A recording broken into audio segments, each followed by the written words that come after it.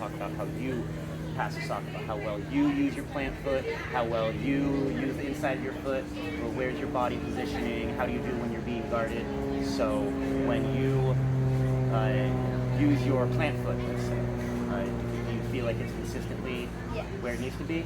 Yeah, because like I've been practicing like for years because I do actually play soccer. It is very simple for me, and it's just a thing that I'm now just used to with both feet. So I'm used to having a plant foot next to the ball, passing with my left foot or passing with my right foot. What about, say, following through or using the inside of your foot? Well, The other two following things through so with far. just a simple pass is very simple for me, but sometimes with like if I was to like strike the ball or like ask for the driven ball, it's a little bit harder. But other than that, yeah, it's pretty simple. But when we just use the inside of the foot, because I know you've played soccer for a long time, but just using the inside of the foot, you feel like you're able to consistently do that and use that and Yes. still follow through with that? Is there anything here? So we've been going over the rubric, right? With body positioning, passing ability, and having composure while being guarded, being able to pass while still being guarded, still do it accurately. Is there anything on there that you feel like you are struggling with? Maybe sometimes like during the game, like an actual soccer game, I have a little bit of trouble like having the correct amount of like Force? force into Mhm. the ball when when I pass it to someone. But other than that, like sometimes I panic under pressure. But yeah, other than that, it's not like that. How would you remedy that? How would you? Well, thinking quicker during the game. So you Okay. have to think about before you get the ball. You have to think about what you're going to do after. When you have it, what you're going to do with the ball next. So it's thinking Great. ahead of the game. So having a bit of a plan, a little bit, and as well, I think it mentions here, you kind of keep your composure, Yes. and you to keep your composure, you need to have a plan.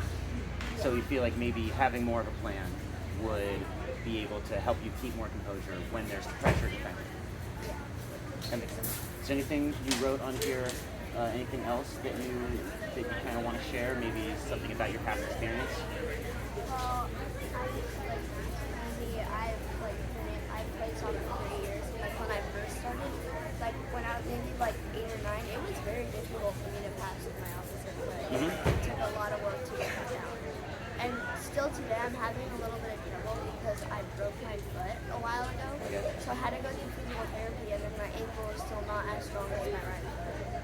So I'm glad you said that, because kind of the next progression from this, right, where we can get good, we're right-footed, right? We can get good at our right foot, right, and have that down and be an expert. But if you only work on your right foot, then The half left of your foot's kind of like not big. half of your body So I is had 4 useless. weeks off from my left foot, but other than that, it's definitely developing its strength back for sure, especially because now I practice again. Since tryouts happened a couple weeks ago, I've made this move, so I'm back practicing. And so I've been getting better at passing. It's crazy here. Yeah. You feel like you talked about maybe having enough force. You feel like your accuracy is usually really good? Yes. Yeah, that's good. It's all about passing. Your passing ability has to do with your accuracy and power, and then your composure. You talked about composure while being guarded. Really having a plan, and maybe even looking around, right? Yeah. Using your eyes to look around and And see then what's around you. lifting my head every once in a while to pass because that's really key in the game is space awareness, and then also when you're receiving the ball is body shape.